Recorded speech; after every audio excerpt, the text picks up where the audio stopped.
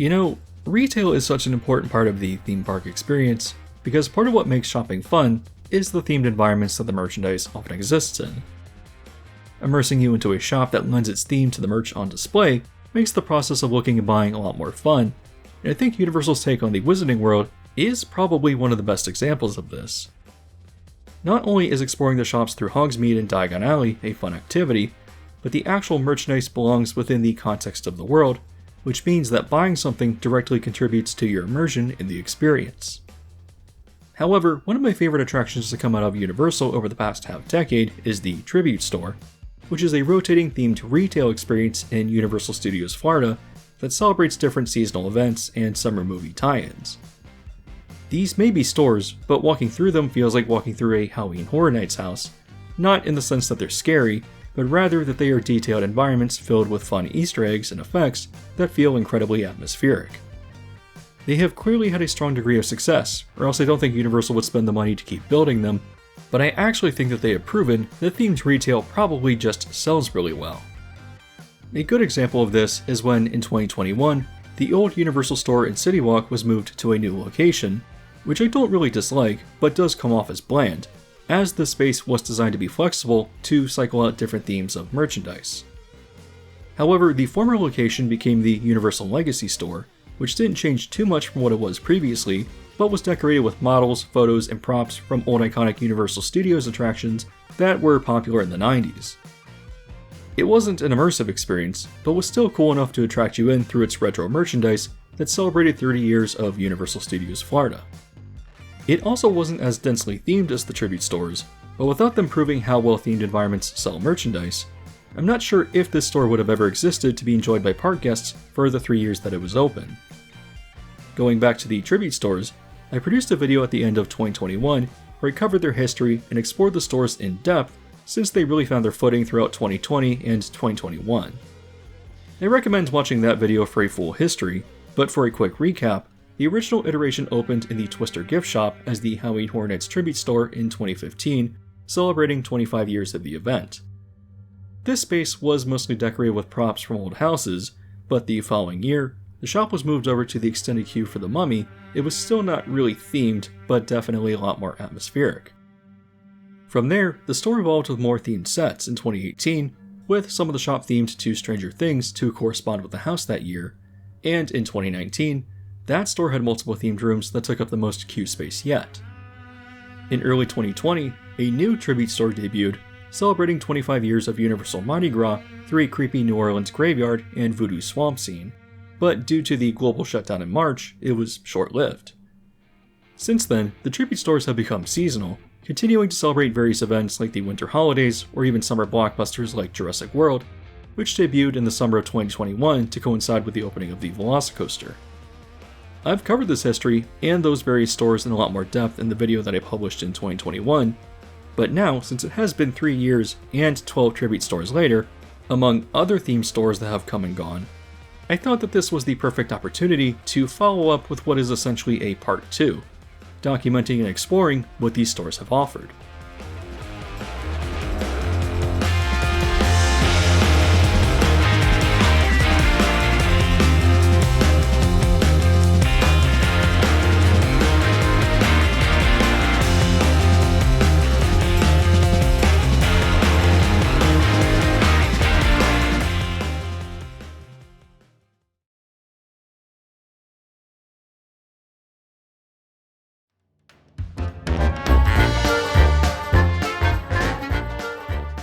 The first tribute store to open in 2022 coincided with Mardi Gras for that year, and unlike the creepy graveyard and swamp of 2020, or the atmospheric New Orleans and pirate shipwreck store of the following year, this took a very different direction and was lighter in tone. The entrance facade revealed that this was the Mardi Gras Float Factory, where, stepping inside, the entrance vestibule is decorated with brick walls and blueprints, revealing that you'll be exploring where Mardi Gras floats are designed and fabricated. As you walk through the first section of the warehouse, which is filled with props and blueprints, this room is revealed to be the conceptual stage, where floats are initially designed.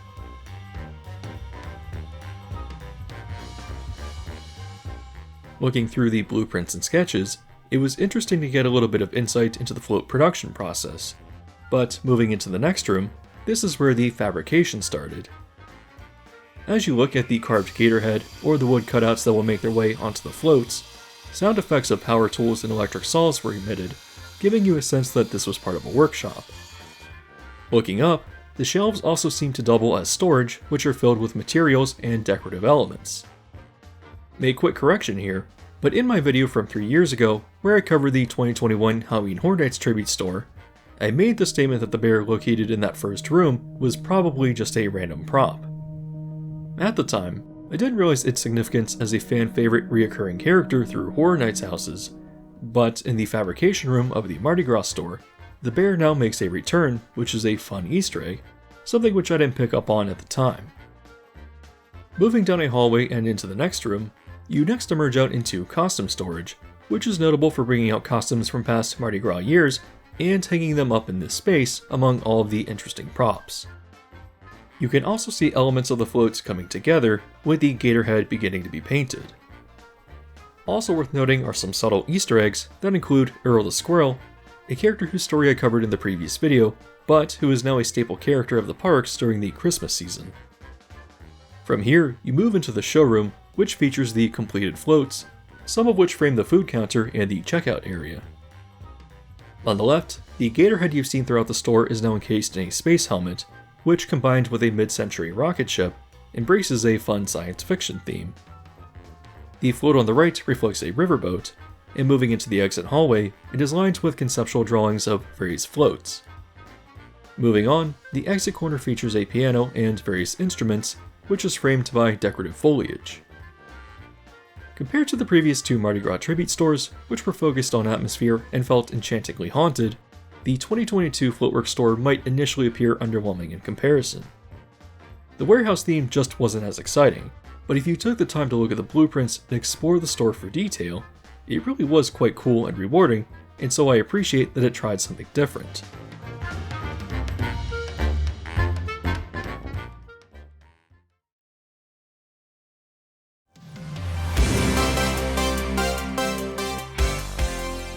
For the summer season, this space was quickly turned over, and the new facade was swapped out for a 1980s movie marquee.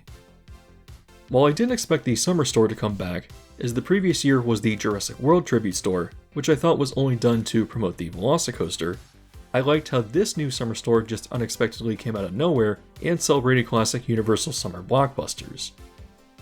After moving through the ticketing office at the entrance, and past posters of Universal films, you emerged out into Elliot's bedroom from E.T., which naturally is full of merchandise that relates to the film.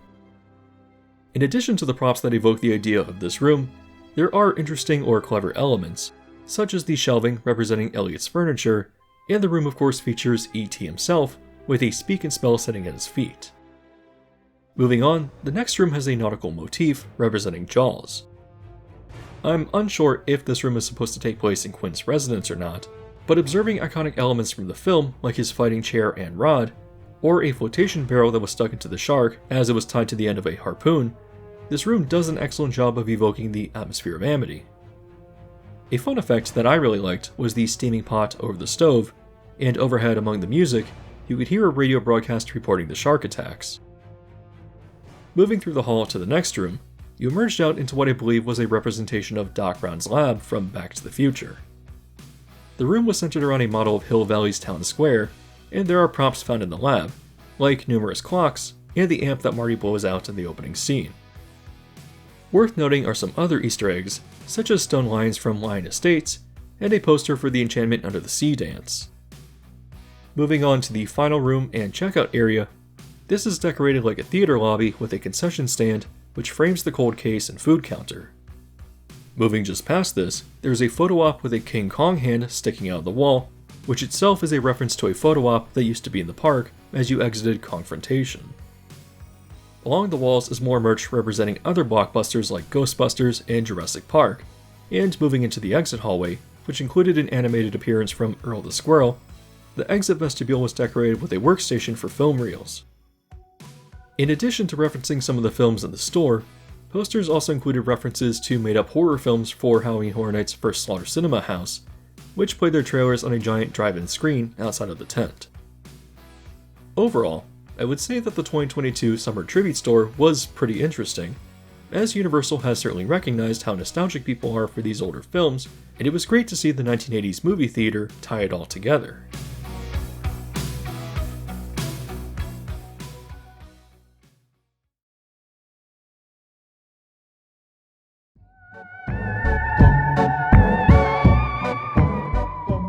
For Halloween Horror Nights, the next store recycled and modified the theater facade of the summer version to make it appear as if this was the facade of a hokey ghost train. For HHN 31, the overall theme of the event was literally Halloween because it falls on the 31st of October, so entering into the store, it was themed as a pretzel-style ghost train with all the camp that came with that. It's an interesting idea, but I wouldn't be surprised to learn that it was inspired by Dark Ride Castle of Chaos, a house at Not Scary Farm that took you through an abandoned carnival ride filled with demented staff.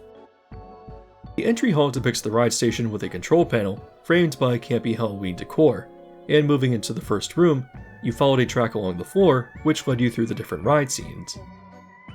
This first section brought you through a corn maze which was decorated with glowing jack-o'-lanterns, and as you passed under a carousel of crows overhead, you encountered some kind of silly pumpkin figure. Moving through a barn facade, the next room was decorated as a graveyard, which I believe I may recognize some props from that were probably used in earlier Mardi Gras stores. Behind a stone angel, a zombie head pops out from the grass and gravestones, and looking up, two gimmicky ghost figures move while suspended from the ceiling. Following the hall into the next room, the next scene of the ride is themed to witches, where, in addition to the cauldron with the spinning stirring stick made from a skeleton foot, you'll spot bottles of potions, poisons, and other elements that reinforce the theme. The final room of the dark ride brings you to Haunted Hollow Hills, which appears to be a Halloween celebration in a small town, which works as the unload station. Exiting through the last hall, signs point to the Eerie Emporium, which ironically dresses up the exit chamber as a hokey gift stand as you exit the ride. A notable Easter egg in this store was the inclusion of facades from previous HHN tribute stores, where in the cornfield you can see the cat's mouth, which itself looks like an element from an old dark ride, so it seems appropriately placed here. This is a reference to the 2019 tribute store facade, but reaching Haunted Hollow Hills, you'll notice that the checkout counter, which is framed by a structure labeled as the Dead and Breakfast, was designed to evoke the facade of the 2021 store. While the dark ride concept was neat, I will say that the strictly linear design of the store made it impossible to move through when there was even a moderate number of people in there, so while I like it conceptually, it was always a pain to move through.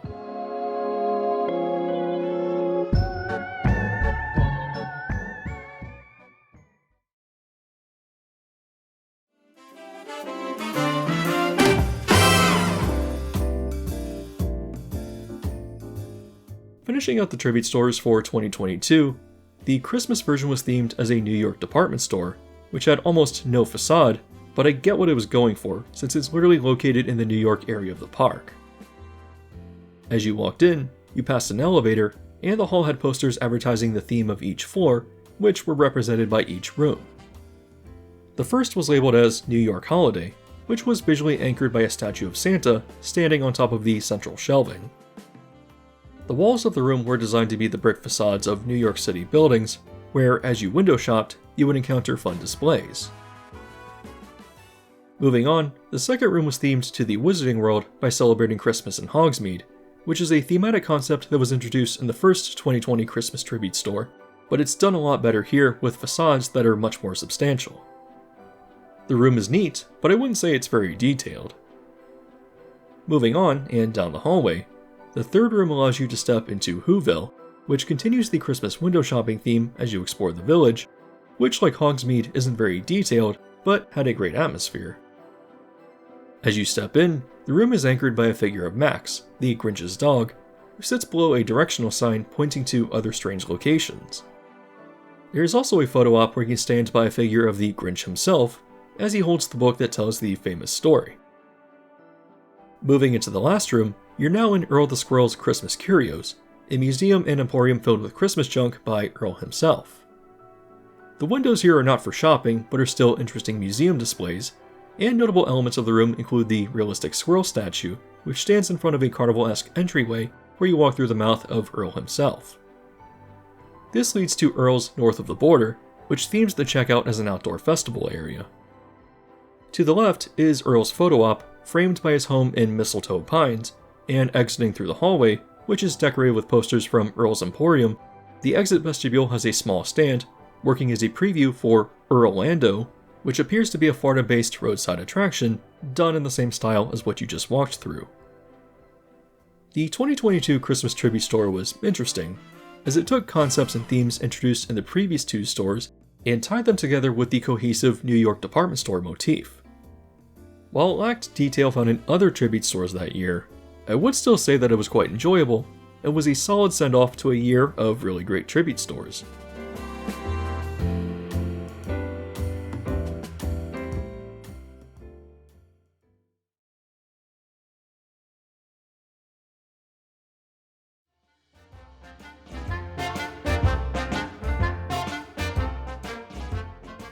"2023 begins again with the Mardi Gras Tribute Store, which instead of being located in the extended Mummy Queue in New York, it was now moved to Hollywood, where it extended through former retail space for a few other stores and the old Passholder Lounge. The facade was rather unremarkable, but advertised live music in the Ambassador Ballroom, where, stepping inside, you encountered a gold curtain in the ballroom reception area. Stepping into the first room of the store, it was actually rather plain because, well, it's supposed to be emulating an actual ballroom. Up on the walls, there were posters from different countries that celebrated their own form of carnival, which Mardi Gras is a form of that is mostly unique to New Orleans and Louisiana. The posters also corresponded with the international food booths that are erected around the park during Mardi Gras, so I see why they make sense in the ballroom. Up in the middle of the room is an elevated platform, where instruments for a jazz band are waiting to be picked up and played, and if you look down to the left, there are additional instruments and a piano. Moving on, the next room is dark, and intended to convey that you've moved outside, where, as you hear crickets and frogs in the Louisiana dusk, it becomes clear that this is the back alleyway behind the ballroom. This segment was nice and atmospheric, as you heard people playing instruments from the building windows, but moving on, you entered the Brass and Brimstone, which appeared to be an illegal speakeasy, establishing the time period of the tribute store sometime in New Orleans in the 1920s. As you walked through, you would see a lot of instruments and bottles, and as you got to the bar area, this room transitioned into a segment with a fireplace and chandelier. I believe that with the way this room is decorated, along with the registers to the right, that this was intended to be a hotel that hides the speakeasy. I got the impression that this version of the tribute store was attempting to tell a story, where the band retires from the ballroom, leaves through the back door into the alley, and spends the night in the Brass and Brimstone before checking out of the hotel the next day. If that's true, it's certainly interesting, but for the first attempt at moving the tribute store to a new building, I felt that it actually came off as kind of boring when compared to what came before. The store was full of detail and hidden Easter eggs like always, but it did manage to feel a bit plain, especially in the ballroom, which barely rethemed the former Passholder Lounge.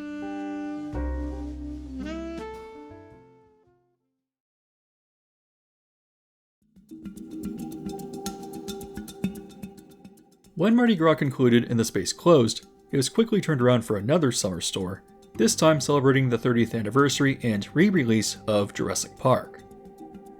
Outside, a replica prop of the sick Triceratops from the film was put on display, which reportedly was on loan from the Give Kids the World village. Moving over to the facade, I wouldn't say that it's much better than the Mardi Gras iteration, but it certainly grabs your attention a lot better, conveying the idea that the store is all about the process of making the iconic film. Stepping inside, this first room is the pre-production offices, where if you look to the left, there were various props and art pieces depicting the development of the dinosaurs, including an early model of when the film considered employing claymation.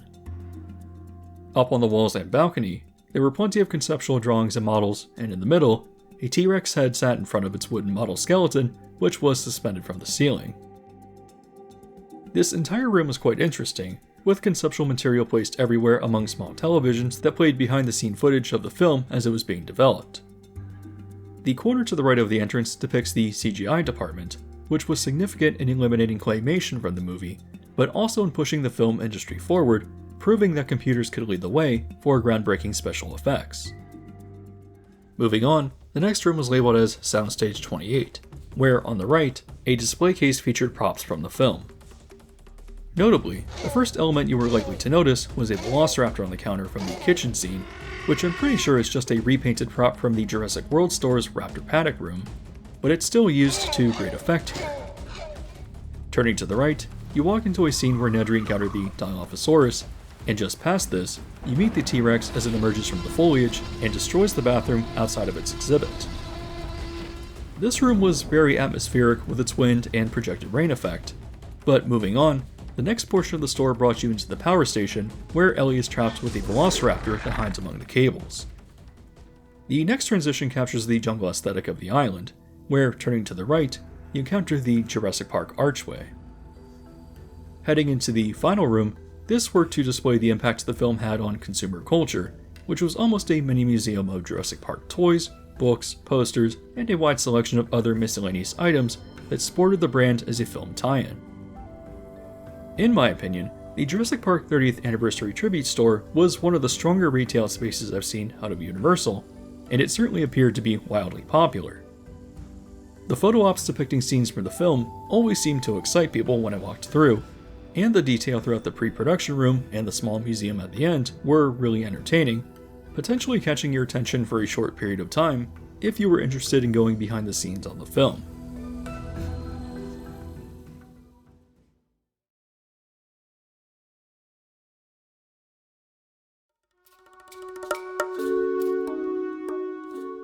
That year, when Halloween Horror Nights rolled around, weirdly, the Jurassic Park Anniversary store stayed open and a new facade was erected in New York. I suspect that the Jurassic Park store probably exceeded Universal's sales expectations if it stayed up through Horror Nights, but going into the new space, you walked through the facade of a comic book store named McPherson's Collectibles, and into the vestibule, which continued the comic book theme. Moving through the short hallway, where a comic book cover presented 4 horrifying stories of terror, you walked into the first room, where it actually brought you into the world of the comics.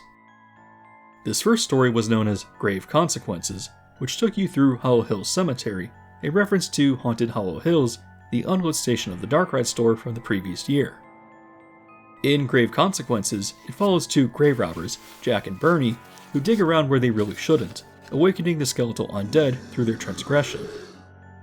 To support the comic book style, an interesting element here is how the merchandise shelves are decorated with tear lines as if they're old comic book ads, which I think is a clever incorporation of the store's theme with the merch. Moving to the next room, the next story is titled False Idols Part 1, A Boris Schuster Mystery. If you don't know who that is, then I wouldn't blame you, as if you walk through Sting Alley, which is one of the streets of New York in the park, he's advertised as a private detective on a window, a detail that most people will never read or notice. In 2021, for HHN 30, he was featured in a noir-styled house known as Case Files Unearthed, Legendary Truth, which took you through his novels as he battled supernatural monsters and visited locations that were essentially just throwaway advertisements on windows in Sting Alley, like with the Kitty Cat Club. In the tribute store, you witness a loading dock with what is categorized as one of the fish people standing nearby. As you move into the office of Schuster's detective agency, which is called Legendary Truth, you follow his investigation of this strange creature. As you work counterclockwise around the room, you encounter a glowing eldritch idol stored in one of the lockers. A nearby comic strip reveals Schuster's pursuit of the fish person into the subway, and as he runs out, a man with a staff like the idol's head declares that it's too late to stop. Moving towards the exit, Schuster runs out into a rainstorm, encountering a terrifying tentacled cosmic entity. Worth noting in this scene is a sign for Finnegan's Bar and Grill, the actual restaurant in this area of the park, tying Schuster's story into it even further. Moving through the hallway into the third room and story, this time you read through Pay Up. The first panel introduces the idea that a biker gang is pulling up to a city diner, and turning to the right, a motorcycle prop sits in front of the panel as you can see the bikers have entered through the window. Further panels reveal the story as the cook admires the bikers for their lifestyle, but insists that they must pay. They try to intimidate their way out of paying by clearing out the diner, and following the scene along the wall, one of the bikers tries to boot out a man sitting in a booth. Looking down at the jukebox, it's clear that the man sitting here has also paid with his life. Turning to the left for the final scene, the cook gets the attention of the bikers, revealing himself to be the devil, and declaring it's time to pay up. Stepping into the final room and checkout area, this final story is titled Eyes of the Ripper. The panels follow the fearful citizens of London in 1888, who were stalked by the terrifying Jack the Ripper. From the shadows, a horrific figure with red eyes looks out into the streets, and continuing to the end of the room, the Ripper is seen clearly, standing on the street, as the panel speculates whether he's monster or man. Exiting through the hallway, it transitions out of the comic book aesthetic and back to the real world, where, entering the exit chamber, you encounter a dirty New York newsstand which sells tributes to terror from a ghoulish agent. I think of the Halloween Horror Nights tribute stores, this one might be the most niche, but I also think my favorite. Artistically, there's nothing like it at all, and it's interesting to see one of the stories of Boris Schuster written and depicted for one of the rooms, only deepening the lore of the event.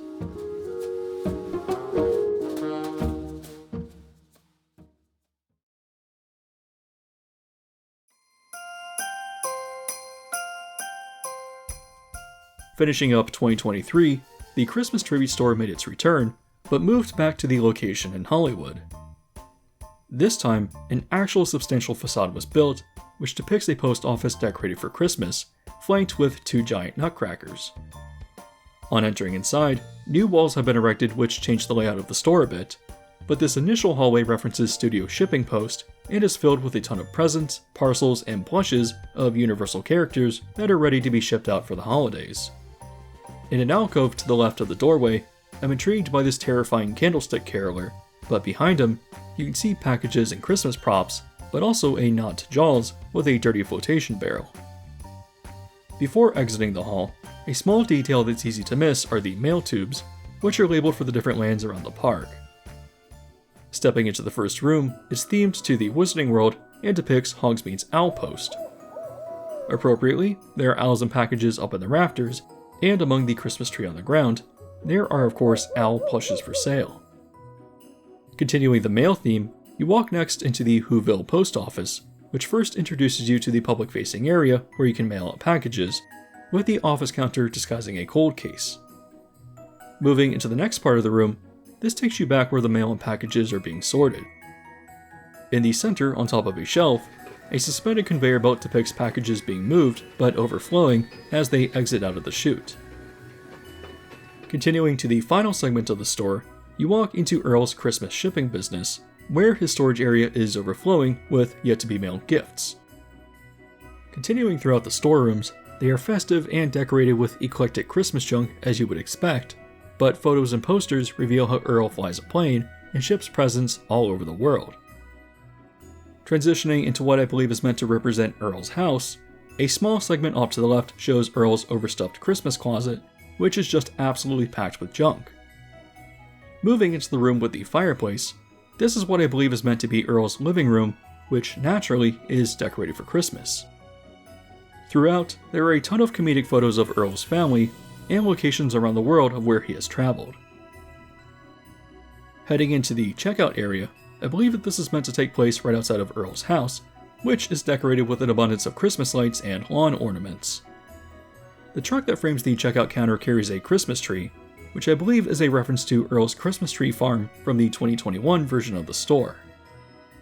While the section with Earl has a ton of detail, almost too much actually, the 2023 Christmas tribute store follows in line with the others, in that what its other sections lack in detail, they make up for in atmosphere. The postage motif ties together other themes seen before in a clever way, and in general, I feel that the store plays with the shape of the building better than Mardi Gras and Jurassic Park did, which I think shows improvement on how to best utilize this space.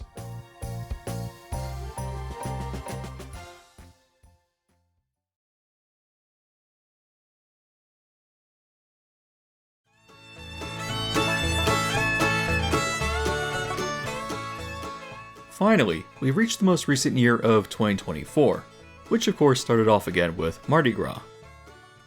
Taking place again in Hollywood, the path of the store is now reversed, where the new entrance is decorated to convey the idea that you're stepping onto a steam paddler for a river cruise. The shape of the building is not intuitive to conveying that you're on board, but it takes you first through the luggage room of the PS Songbird, a fictional boat that sunk in the Louisiana swamp. In the alcove that was previously Earl's Christmas closet, you witness the memory of a ghostly captain, and looking to the left, this desk has a menu for food that was served on board. Entering into what I believe is a lounge, you hear the creaking of the ship as jazz is being played, which sounds tinny and faint, as if traveling through the halls of the boat as a long-lost memory. An interesting detail here is the elegant Art Deco mural, which sits alongside a 1920s record player. Exiting through a hole in the side of the boat, you wade through the swamp, where, on the floor, projections of sharks in the water swim ominously below. Traveling among planks of wood in another wrecked ship, you encounter a mysterious swamp shack, and to the left, the hissing of an alligator on top of a crate catches your attention. Moving into the shack, or the final room of the store, a water wheel overhead has its cryptic symbols illuminated among flashing lightning. Up above is a skeletal band of deceased sailors, which are overlooked by a voodoo spirit, and through the rigging, you spot a long-gone pirate captain overlooking the space. Entering into the remains of what I would guess is a pirate ship with cargo and a cannon, a scene at the end of this hallway depicts the captain's cabin, where the captain himself sits among treasure at his desk. I have a feeling that with this particular tribute store, I'm probably missing some story or context, but I couldn't really find a better explanation online. It seems to me that, in terms of narrative, this store might be taking inspiration from Disneyland's Pirates of the Caribbean, where you relive through the memory of the crash of the PS Songbird and wade through the swamp where you encounter pirates who have been cursed by voodoo. The store was neat and atmospheric, but I'm not sure if it's one of the stronger ones that I've been through.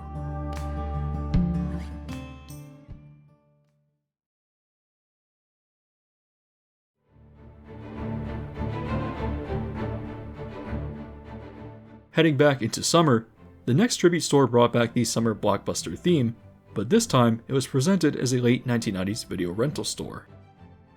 The summer brought a lot of entertainment to the park, where in addition to the opening of DreamWorks Land, there was Cinesational, a symphonic spectacular, which mixed the fountains in the lagoon with fireworks and drones.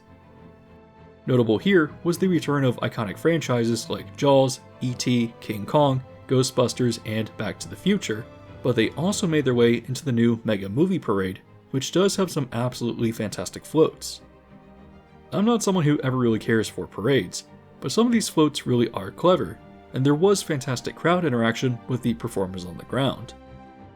Among this revival of 90s Universal nostalgia, the tribute store facade depicting a 1990s suburban shopping center fit right in alongside the parade route. Before moving inside, a cutout introduces Mr. Tape, who may only exist for this store, but is a comedically aggressive character who appears throughout. Walking through the entry area, the shelf stocked with VHS tapes and movie posters pretty effectively conveys that you're in a video rental store. Mr. Tape immediately makes an appearance here, threatening you if the tape is not returned rewound. The next room continues the rental store, with old televisions stored above the shelving. Nearby, a red room hidden behind a beaded curtain contains the adult section, and looking inside, Mr. Tape is here to threaten you for your curiosity. There are cutouts on the left of E.T. and Donkey, with a Shrek poster advertising the movie coming soon. Continuing forward, right next to the cutout of the Stay Puft Marshmallow Man, a shelf advertises televisions for sale, and turning to the left, the area behind the counter is designated as a workstation where you can bring in broken tech if it needs to be repaired. The next room is the arcade, which is attached to the store, and walking inside, you'll see that's decorated as a neon-lined castle.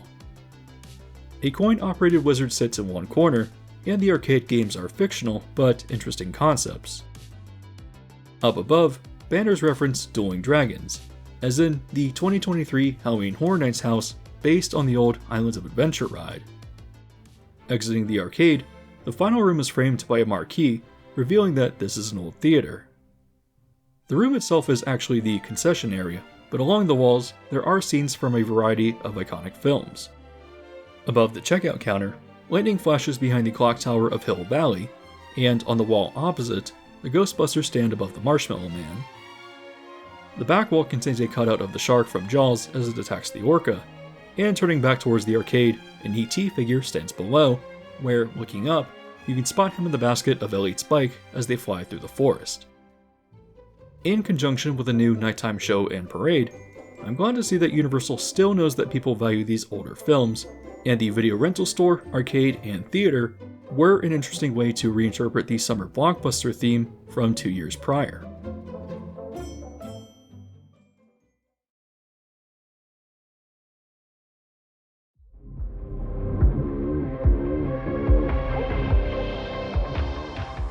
Like with the Jurassic Park Anniversary Store, when it was time for Halloween Horror Nights again this year, the Summer Tribute Store stayed open, and the Horror Nights store was again located in New York.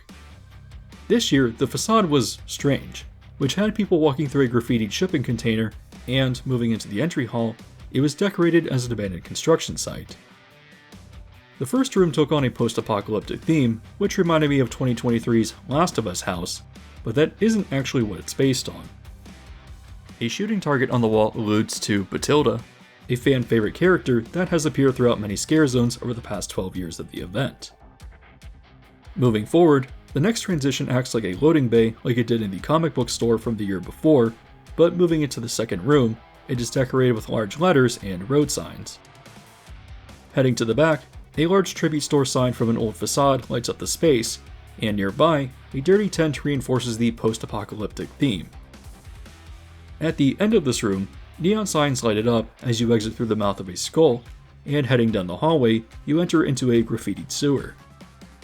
Notable here is another depiction of Batilda in spray paint, but moving into the final room, this appears to be an abandoned subway station, which has begun to be taken over by plant life, and there's a derailed subway on the left.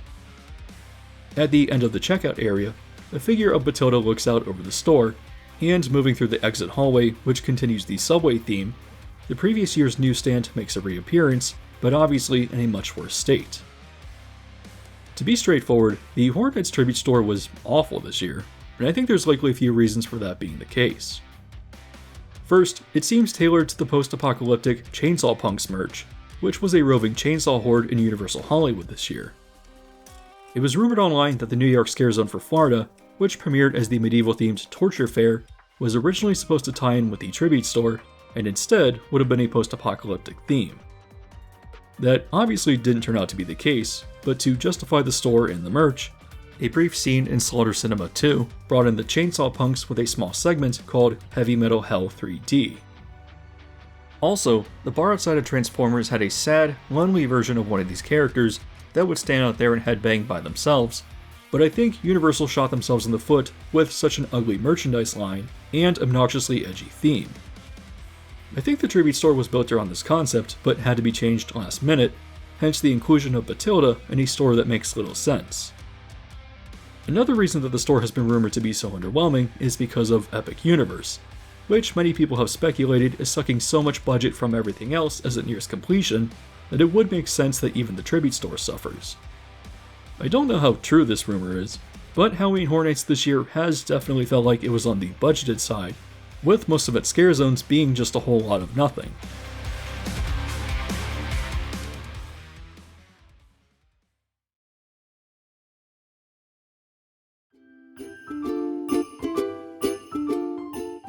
Speaking of budget cuts, I need to finish out 2024 with the Christmas Tribute Store, which also feels cheap and uninspired. Again taking place in New York rather than Hollywood, the facade is admittedly a fun dressing, which conveys that you'll be stepping into Christmas pop-up storybooks. The entryway has a book page asking you to look out for different symbols that represent sensory effects throughout the store, but while they're kind of present, I think they're difficult to identify and are really just not much of anything. The first room brings you to a Hogsmeade Christmas, which is portrayed through that pop-up storybook theme. I would say that this area is fine, and the storybook pages mostly work as photo ops, but it lacks the tangibility of other interpretations of the Wizarding World that have appeared in the previous holiday stores. Continuing forward, the second room tells the story of How the Grinch Stole Christmas, which literally has you following the pages counterclockwise around the room. There's not much here other than the pages of the book, although there is one three-dimensional scene with the Grinch stealing the fire log, and a wall near the doorway has a projection of him sledding down Mount Crumpet. Normally, I don't highlight the transition hallway because there's not much to see, But here, the pages from The Tale of Earl the Squirrel lines the walls, which is an actual book that is being sold in the store this year. It's a neat idea because it provides a bit of backstory on the character, but walking into the third room, it continues to tell that story by just literally copy and pasting the pages onto the walls. There are some light effects and projections, but nothing too remarkable. Moving into the checkout area, it's a bit generic, but has an open book representing the Nutcracker and the Mouse King. Those figures are also present standing in the middle of the room as you turn to the left away from the book, but if you look at the merchandise shelves, they're decorated with characters done in a storybook style, such as minions in front of the Despicable Me merch, or cartoon pages for Hello Kitty. Near the checkout counter, there is a large fictional magazine cover with Santa on the front, and the banners above the counter identify various end-of-the-year holidays. For this store, the exit hallway is only decorated with a single poster introducing Earl, and in the exit vestibule, the scene is set up like a book signing, as if Earl was showing up to sign the book that they're selling in the store. While I can't dislike the storybook motif that ties all the rooms together, this store lacks the atmosphere and detail that made previous tribute stores great. Usually, the Christmas stores are often the least detailed and depend more on that atmosphere, but here, the storybook pages, while interesting in concept, just aren't very compelling. I also have to wonder how much of this art was hand-done on the pages, as I wouldn't be surprised to learn that they were decorated with digital prints that were blown up to fit the structures, which I suspect might be the case through the Grinch and Earl the Squirrel rooms. I liked the summer tribute store, which fit the park's new offerings and was a fun dose of nostalgia, but 2024's other tribute stores just didn't really work for me. The Mardi Gras store's premise and story wasn't clear, and it felt like it was recycling too many elements that I've seen done before. The Halloween Horror Nights store seems to have been based around an abandoned theme that I thought was kind of obnoxious, with the store coming off as generic post-apocalypse, and the Christmas store was uninspired, lacking the detail and atmosphere that makes these stores so great. While I didn't outright dislike any of these, it just felt like this year's stores took a big step back from what makes the concept of the tribute stores great, and hopefully going forward, they try fresher, newer ideas.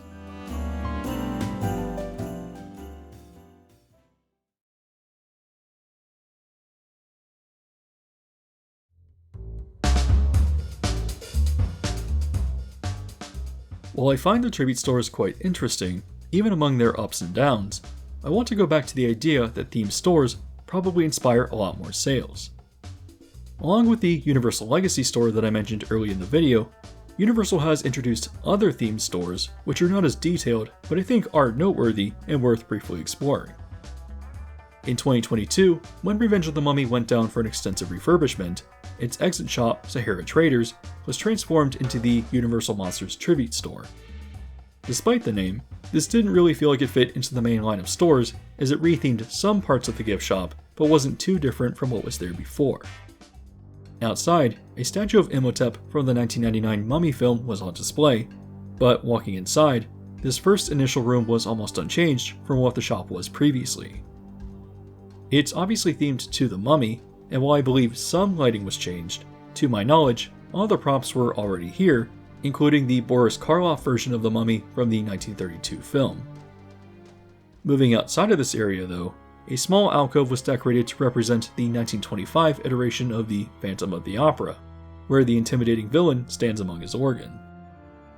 Moving into the main room, props were set up to depict a scene with the Wolfman on top of a crashed carriage in the woods, and moving to the exit ramp for the Mummy, there was a laboratory scene of the Bride of Frankenstein trying to revive the monster up above the checkout counter. Looking to the right, a figure of the Invisible Man stood behind the counter as he inspected a potion, and nearby, Dracula stood up on a staircase which was soaked in red light. Moving again to the right, the final scene depicted Gillman standing underwater, reaching out to grab unsuspecting prey. While I again don't consider this to be a mainline tribute store, so much as a reskin of the store that was already there, since half of it literally did not change, I will say that it was enchantingly atmospheric, and probably one of my favorite themed stores that I've ever seen Universal attempt.